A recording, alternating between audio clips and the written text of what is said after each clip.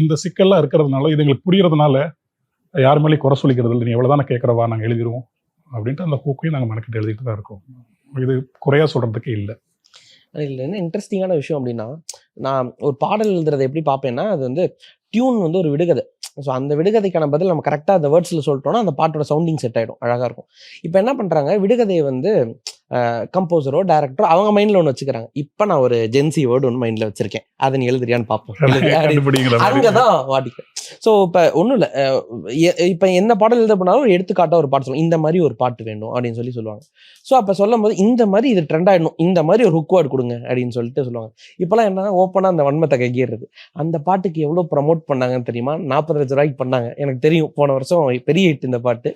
அந்த அளவுக்கு நீங்கள் ப்ரமோட் பண்ணுவீங்களா? இல்லை நம்ம பண்ண மாட்டோம், ஆனால் நீங்கள் அவ்வளோ அந்த மாதிரி ஒன்று எழுதிட்டீங்க. ஏய், என்ன பாட்டு எழுதினாலும் அதை ஒரு அமௌண்ட் போட்டு நீங்கள் ப்ரமோட் பண்ணியா காதுக்குள்ளே உட்காந்து இப்போலாம் அடிக்கிறாங்க. ஸோ இப்போ ரிலீஸ் ஆகிற ஒரு பாட்டு பார்த்தீங்கன்னா திடீர்னு பார்த்தீங்கன்னா அந்த பாட்டு நீ தான் ரிலீஸ் ஆகிருக்கும், 72 பேர் ரீல் பண்ணியிருப்பாங்க.